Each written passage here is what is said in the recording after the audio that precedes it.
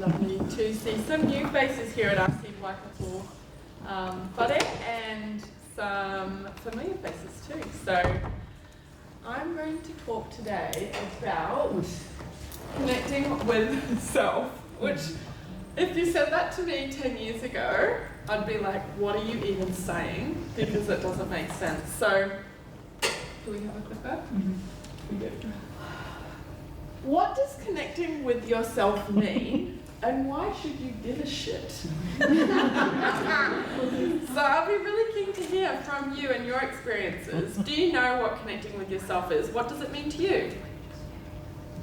Can I hear some ideas? Yeah. Like knowing who you are. And Nice. Being comfortable with that. Yeah. Nice. Not being afraid to share who you are to other people. Ooh, nice. Nice. I think it's like a time to reflecting what you experience. Nice. Yeah, reflecting.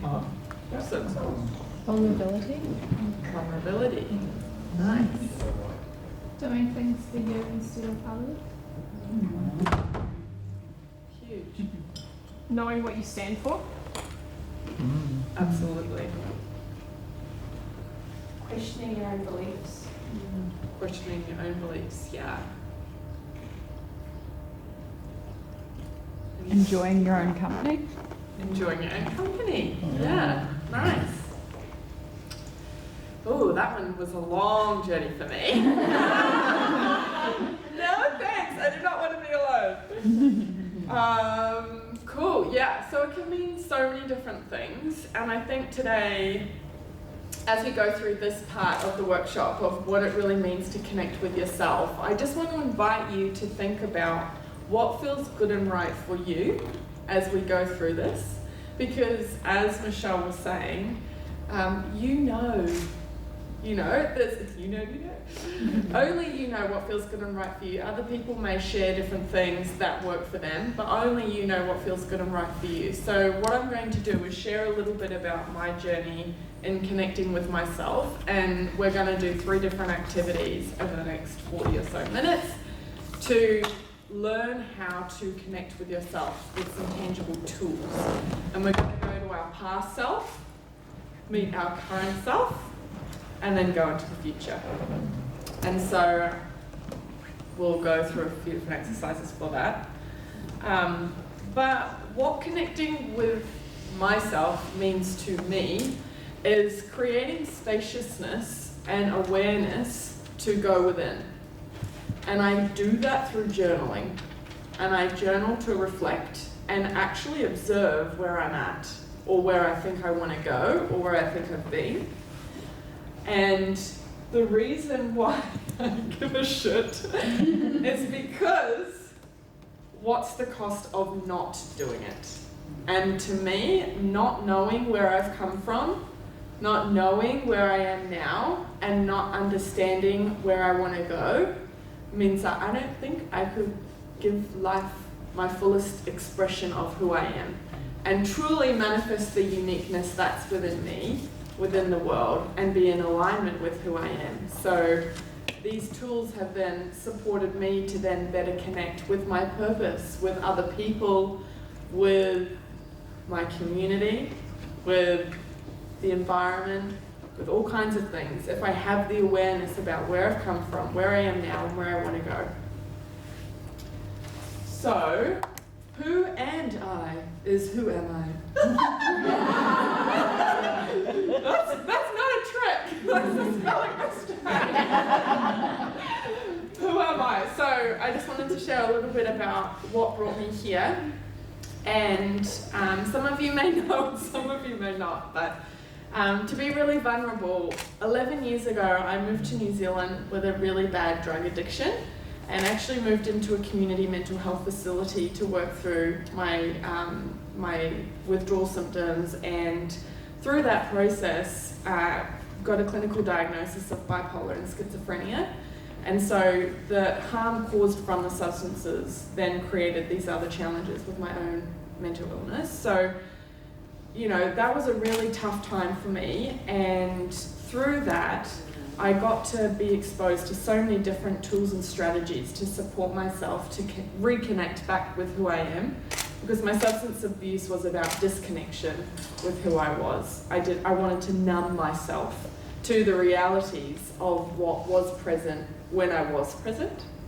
And so that process of coming back home to who I was and removing all the substances so that I could really get comfortable with the discomfort about where I was at was really big for me. And so this is why I'm really passionate about connecting with yourself, because for so long, and since then, I'll be honest as well, since then, I've shifted how I disconnect. So anyone else here like waving the busy flag? Anyone else here like to be very productive, running through the day, meeting to meeting, just living such a full life, you know? That's just a lie. And so I shifted my numbing and my distraction and my, you know, whatever, from substances, which society says is really bad and rightly so, to something that society says is good, which is productivity. And by being so busy and never having time to just be and arrive where I am, I then began to numb myself to what was actually inside and what I needed to deal with. So, yeah, I guess what I'm trying to talk about here is when we get to connect with ourselves, we get to live beyond the labels that society's given us, that we've given us, so that you can really start to embody who you really are and could be. And we get to make better choices when we have new levels of awareness. And so I got really curious about this, of like, okay, well, how do I get to make better choices?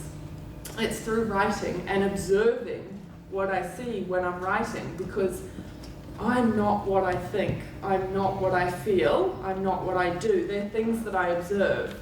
You can notice your thoughts, so you're not the thought. So by bringing awareness to what I'm thinking, feeling, and doing through reflection and observation, I then would have an opportunity to make a better choice. Whether I did it or not was a different story, which I'm sure many of you can resonate with. But maybe over time you build the confidence and the clarity to be able to make the choice that you know aligns more deeply with your values and who you are. And I'm doing that so that I can be of service, because that's one of my core values. When I got to really unpack who I am and what I stand for, service is big, growth is big. And so I'm out of alignment if I'm not connecting with myself to explore those things and putting them in outside things like going to a seed event or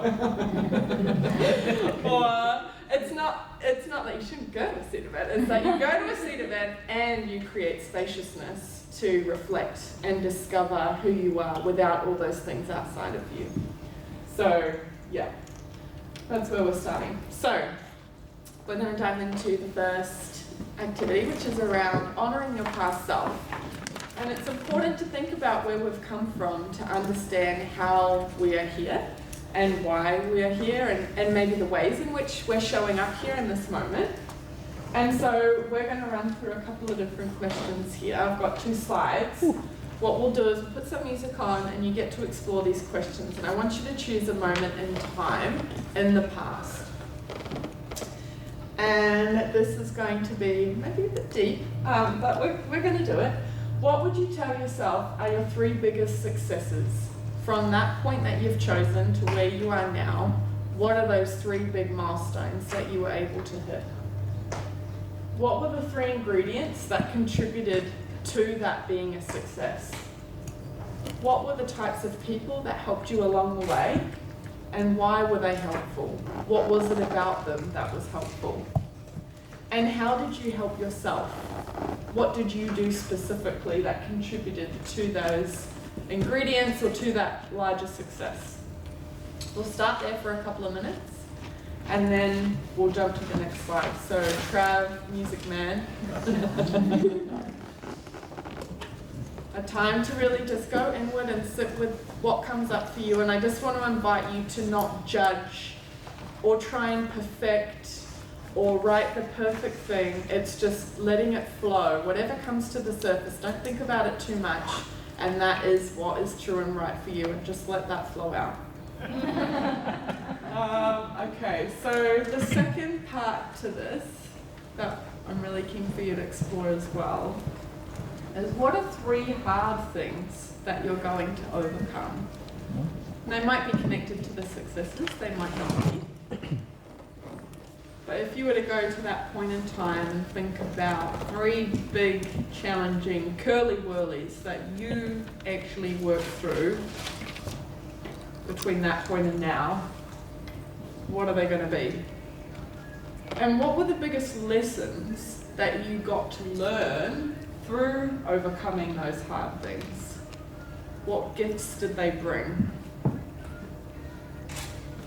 What advice would you want to give your past self in navigating those successes and those challenges? And this last one's really important. What do you need to give your past self that maybe you weren't able to give yourself at that time that you've chosen? Or maybe at those different milestones of those challenges and successes you wished you could have given yourself? And it's really healing to think about that. Like, do I need to give myself some kindness, some forgiveness? Did I ever celebrate the fact that I did a fucking hard thing? Did I ever stop and just pause and go, I did that, and I thought I couldn't, but I did? Or when you achieved something you thought you never could, did you go and celebrate? Did you have a bath in your awesomeness?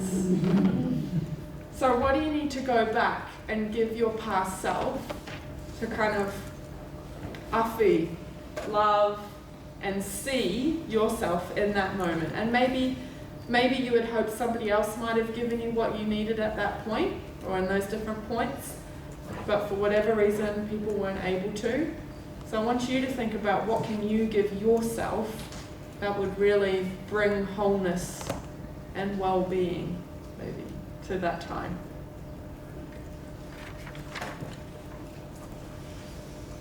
Music, man. The silence is your cue. I'll start the first in Russian. Yeah. How did you help yourself? Can you explain a bit more about that? Yeah, that's a really great question. We've got a question about how would you help yourself? Slide. Yeah, let's go back. How did you help yourself? Does anyone have any ideas about how they might answer this question or have answered this question? Maybe self-care, like who did you stop to just... So is it like comparing, is it like which part of the timeline are we referring to when we're talking about how did you help yourself? You get to decide. There might be one particular point, maybe around a success or a challenge, Right. where you identified there was something that you did Yeah. that enabled the success to happen Okay. or the challenge to be overcome. Okay. And it's about bringing awareness to, I actually did it. Oh, yeah. And this is what I can celebrate that I did. And I might be able to use that in the present and as I go forward to overcome hard things or achieve my goals. Thank you. Yeah. Does anyone else have any questions as we navigate questions? Do we have questions about the questions? What do you need to give your past self? Just little bit more light on that? Yeah, for sure. Does anyone have any ideas about how they're going to navigate answering that question that they want to share? I kind of think about it in terms of like,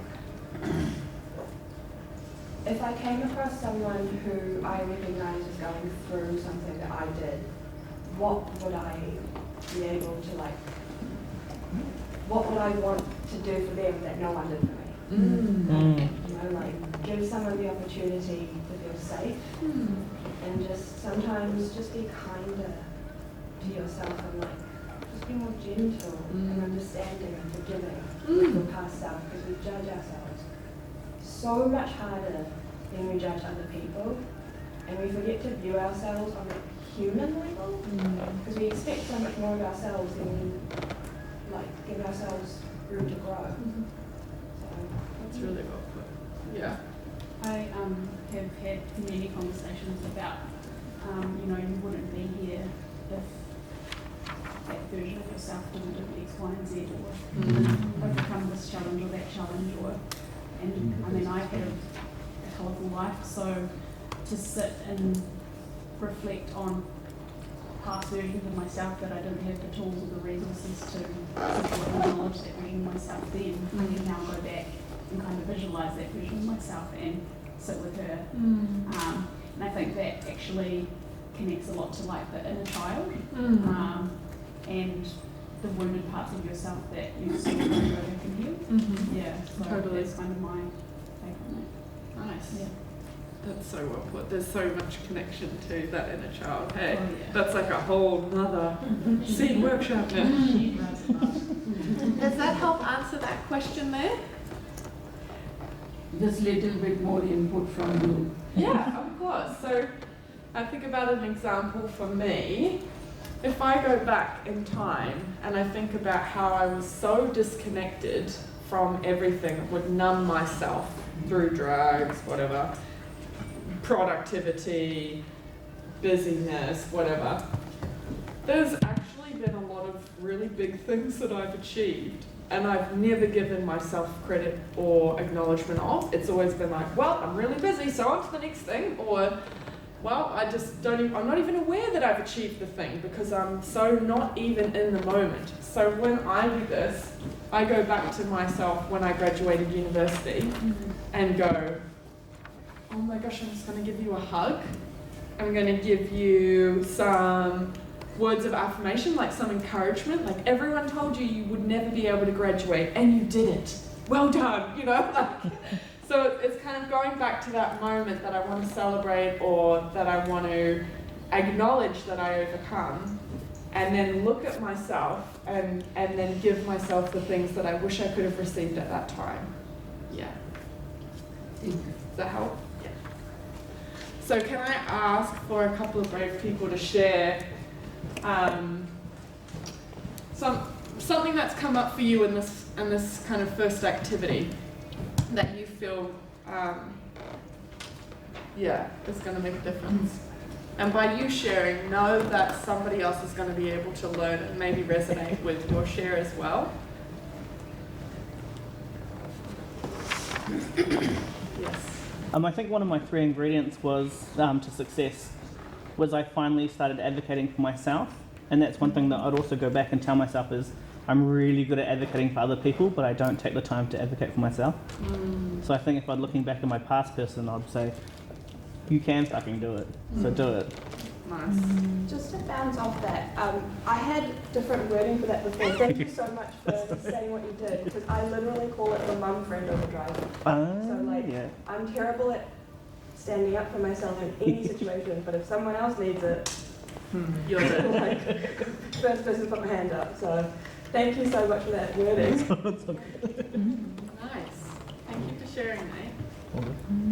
Yeah, I guess mine was similar. So before I started working in finance, I was actually working for my parents' business, and when I said, oh, I actually want to work in the bank, they actually weren't that supportive, and they basically were saying, well, you're not smart enough to do that. So I guess if I could go back to my past self, I'd say, you can do it. And actually, what I put for one of my 3 biggest successes was the first one was when a job popped up at the ASB where I now work. It was for a bank teller, so entry level, and I applied, and they said I interviewed well, and I actually got offered a promotion in the job interview, and I actually got the next step, and that's how I got the role as a personal banker. So I went from not working in a bank to doing loans in the interview. So that was, I'd like to just go back and just, and then after that the self-doubt starts creeping in and things like that. So I would just say, you can do it. If you want to do it, set your mind to it. Because then my second biggest success was about 2 years after that, my wife and I ended up building our first house together, and we did that without any financial help from any parents. We just built that up from the ground up. We went out to Tierra where sections were cheap, and we did it, and all this time, you know, I was just getting a lot of feedback saying, you know, you can't, you're not going to achieve it. You should just, you know, come back into a steady job and just do this and do that. But I pretty much defined all that. Said, no, this is what I want to do. And then the next question, the people that helped me along the way, was the lady who's now my wife, because she said, if you want to go down this path, I believe in you, and she stuck by me and supported me through it. And here we are now in 3 houses without any help from anyone else. So, Wow. yeah. That's huge. That's awesome, Brad. And that ability to connect with yourself internally and let what you could hear or a calling be louder than what you hear outside of you is a real sign of your ability to connect within and go within to be able to go out boldly, you know, so that's huge. Do we have someone who's keen to share from this space? Yes. For the biggest lessons you got to learn through the hard things you've managed to overcome. So I grew up in a very conservative religious family, and there's still a lot of unlearning that I've had to do. But one of the biggest and most impactful things that I was told all the time growing up was that I was inherently a bad person. Like the whole sin makes you a bad person, you have to work to make yourself a good person, stuff like that. And so basically I grew up thinking and believing these things that I was wrong and bad.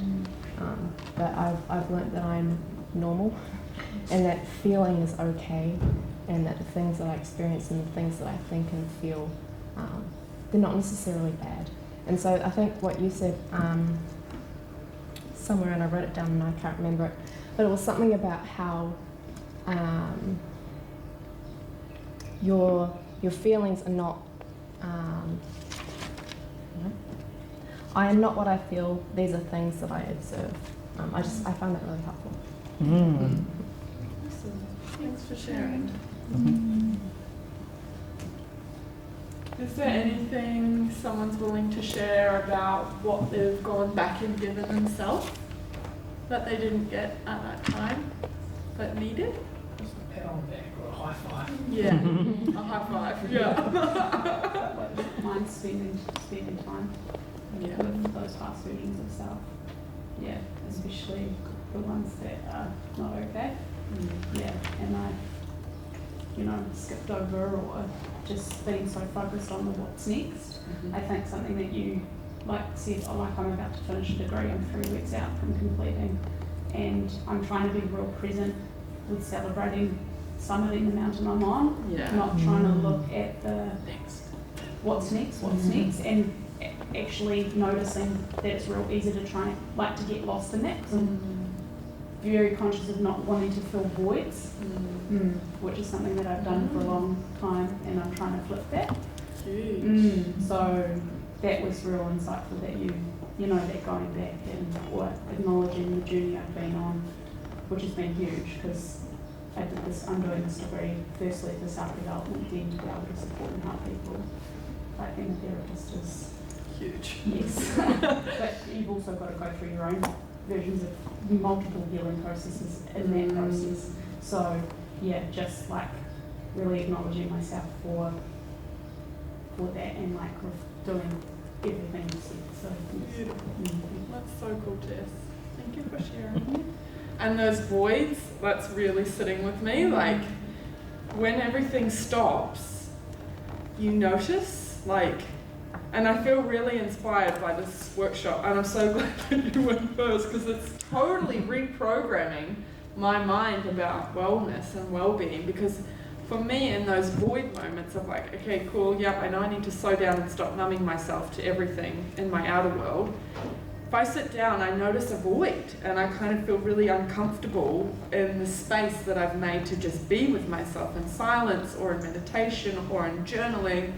I'm like, how do I navigate how uncomfortable this is? I just want to go and spend time with someone, or go and start cleaning, or doing something so that I can move the energy, So there's so much power in stillness, and we're not really encouraged to be with that, to deepen that connection to yourself by being by Totally. actually being. And I think one thing that I've really worked on hard is I can't go for a walk now with anything in my ears. I don't take my phone. Like, it's just noticing, and it intensifies your connection not only to the universe and to source, whatever that is for you, but it also deepens your connection with yourself. So it's where can you turn the noise down to be able to be and to sit with the self, yourself. Yeah. So good. And adding to that, it's the stillness of body and mind together, which is called meditation.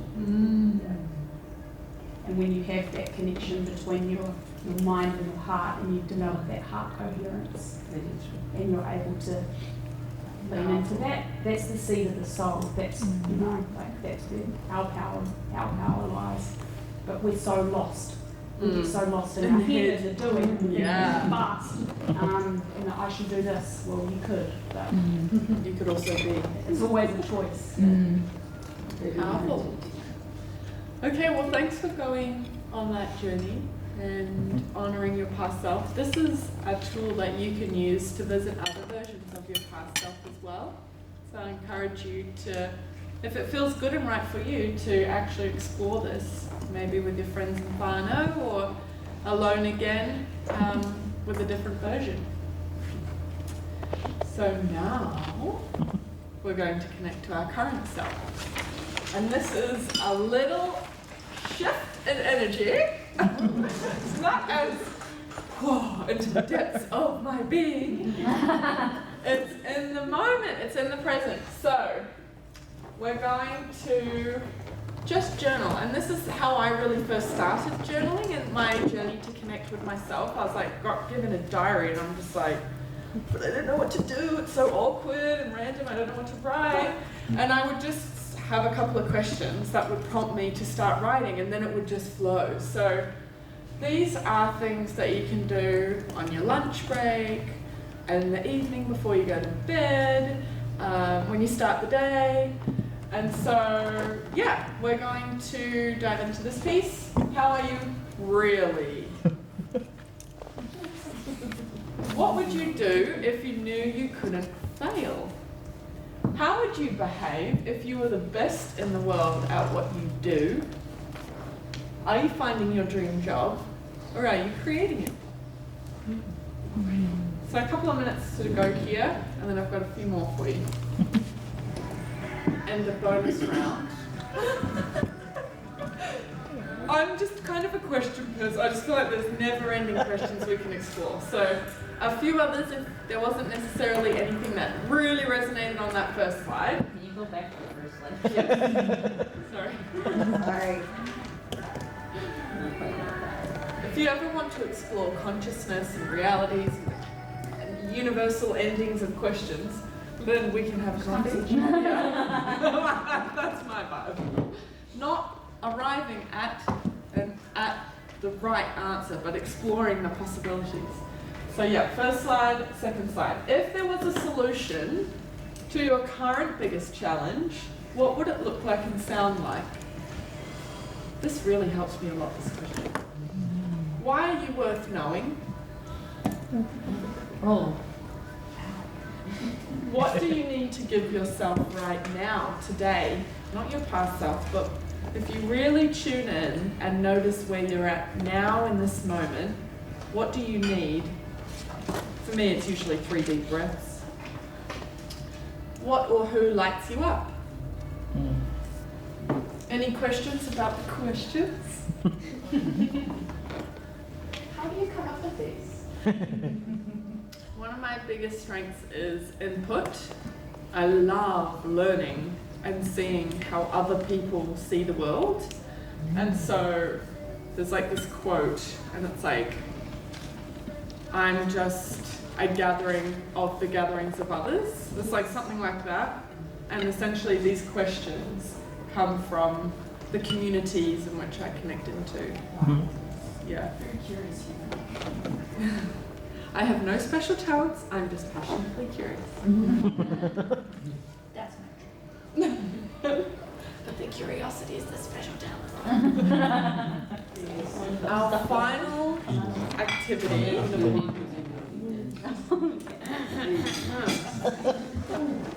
Our final activity before we go to lunch and share cry together and develop these relationships a little bit more is around creating your future self. And I used to really I'm not a goal setter, I'm not really I just kind of flow into what feels like where I should be. I've never really had a career plan or like a life plan. Just kind of get off drugs and, get it back together a little bit. And then, so when I learned about future self scripting, this really changed the game for me because it wasn't about particular achievements. It was more about who I could become. And so I want to invite you on this journey. Has anyone done future self scripting before? A little bit? Okay, so it's a new concept. It's really fun. I love future self scripting because it creates results. So, future self scripting invites you to focus on one thing. This is the most important thing to remember. It's one, not lots of things, one thing. What behavior or pattern do I want to change? So I've used an example as I've gone through this. I want to stop becoming defensive in my day-to-day interactions. So I want to unpack what is underneath why I am defensive and need to be right in conversation. Because if I could unpack that, I could show up in a way that was more in alignment with who my spirit and soul really is. Because I don't want to be in that space anymore. Because I've got how much it costs me. I'm going to, as the next step, write some affirmations or statements that will help me think about how I'm going to achieve this. Let it flow naturally, don't think too much about it. So an affirmation or statement might be, I'm able to hear other perspectives. And really feel what that feels like. I'm able to hear other perspectives. I'm calm. I create space between my reaction. And if I'm honest, that was the statement that helped me overcome this challenge. I'm safe within my body. And that's maybe to your point about out of the mind and into the body and the connection between both. And then the third piece, write how you'll be able to practice the new behavior in your daily life. I will practice observing the feelings and thoughts that come up because I'm not them, I observe them, rather than habitually reacting when interacting with my family. And so the reason why I create space between my reaction helped me was because then the behavior was, I actually am making that space. That's what the behavior looks like.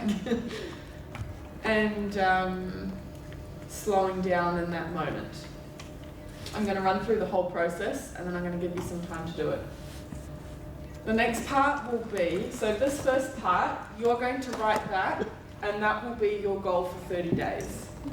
So it's a 30-day practice. Kind of each month you get to evolve a component of yourself that's no longer serving you.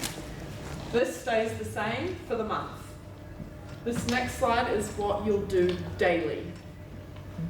My daily affirmation in achieving the things I've written on the previous slide. I am calm and peaceful. I'm able to observe and I don't react. You're writing that every day. You're reprogramming your mind around how you're going to engage in that behavior.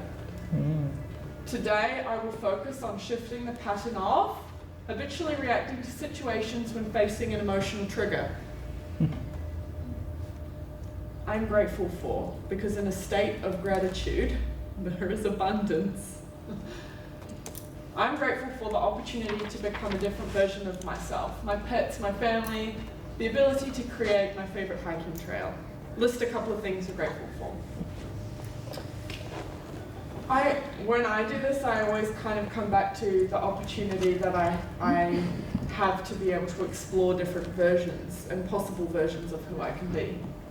The person I'm becoming will experience more joy, gratitude, abundance, and ability to live in the present moment. And I really feel those things as I'm writing them. I'm like, oh, joy feels like, gratitude feels like, abundance is. And then I have the opportunity today to be my future self when I Pause and listen rather than react. So what I'll do is I'll look at my diary and I'll go, what? Because I'm about my diary, I'm one of those people.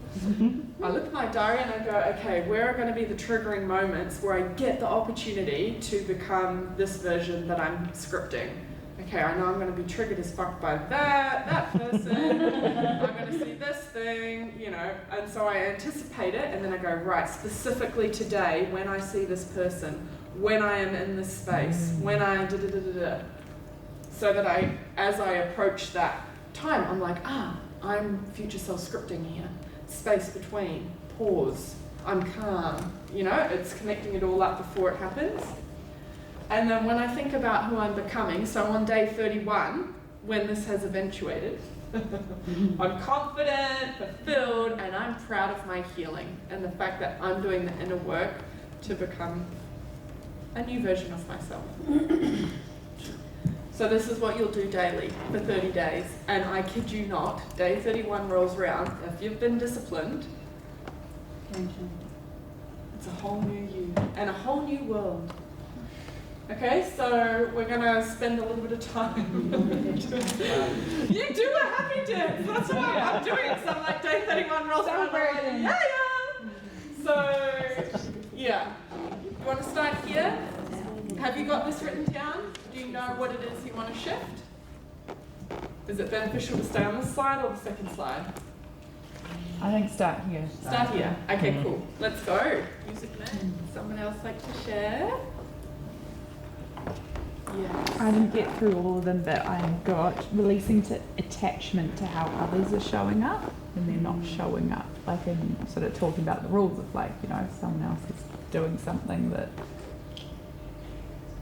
or isn't showing up in a way that you would like them to, and it's that releasing of attachment to you can't control them and don't want to. So that sort of self-empowerment and that surrender to being in a place of more coming back to that well-being with all the words we went through before.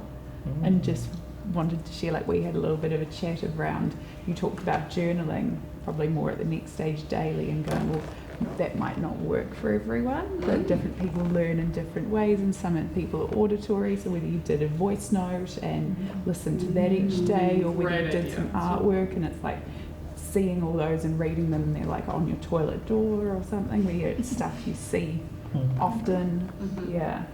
Interesting. Cool. It's the repetition that's important.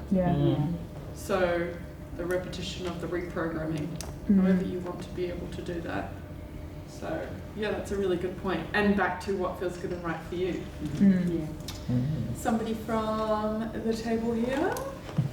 Yeah, we kind of spoke at the table here around living without fear. So if you want to set yourself a goal, ask yourself, do I want to do it, not can I do it? Because I think we all put limitations on ourselves and go, I'd like to be able to do this, but I don't think I can do it, so I won't bother. Whereas I believe if you want to do it, say this is my goal, and then if you're passionate about it, you'll find a way to get it done. So Nice, that's a cool reframing. Nice. I think too, goals we put a lot of pressure on ourselves because it's something that has to be achieved, like the language. So one thing that I do with like the the young people that I work with or with coaching clients, I'm like, what's your focus for the week? Like what's something that you can focus on and something small and tangible. So, and there's no pressure to achieve said focus, it's just something that you're conscious of. Nice. So it's something that you can work towards. Yeah. So goals are, for years I've struggled with goals, so I'm trying to reframe how that works for me and then how I can apply it to my work. Awesome. And then that question comes up of what feels good and right for you. It could be a focus for the week, could be a goal for the week. You decide. You make your rules. Yeah? Maybe one more from the front. Anyone like to share? Yeah? I would love to shift my pattern of reacting to my beautiful youngest son, Willis, and over-managing his well-being for him. And my affirmation is, Willis is okay, and so am I. He may not know it, and that's okay too. Wow. And I'm going to practice it because when he has a wobble, and he has lots of little wobbles, bless him, sometimes we call it a wazzle. Because that's a technical term in our household. He's in a wazzle right now. I'm just going to get really present, and I'm going to really try and catch that moment where I confuse his wazzle with me actually not feeling okay, and then I'm just not positioned well to help him. Wow. That's so powerful.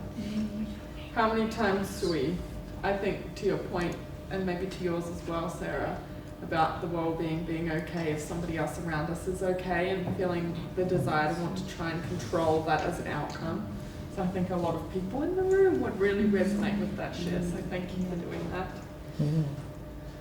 So, is it a PowerPoint if you don't have 6 key takeaways? So, we've talked about some pretty big things, and I just want to say thank you for being courageous to go there.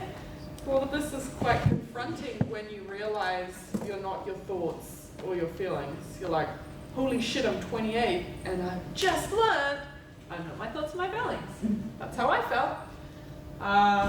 So yeah, there's some big stuff that we've gone together to explore, and so in bringing it all together, what I wanted to do today was give you some practical tools that you now have in your tool belt to support you in your journey to connect with yourself, so that you can more meaningfully connect with other people, because you better understand where you're coming from in terms of what's happened in the past that might be showing up now, but you're not realizing it. So you have a tool to go back and see that version of yourself.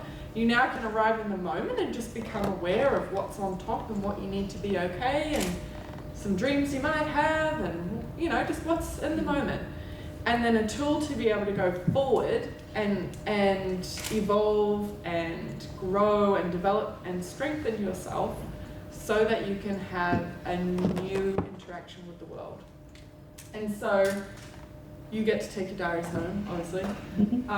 Anticipate the discomfort. If this is something that's new to you, I remember the first time I got the diary, probably for the first 4 months, I picked it up twice, because I'm just kind of like, I don't know, it's weird and uncomfortable, I don't know what to do with you.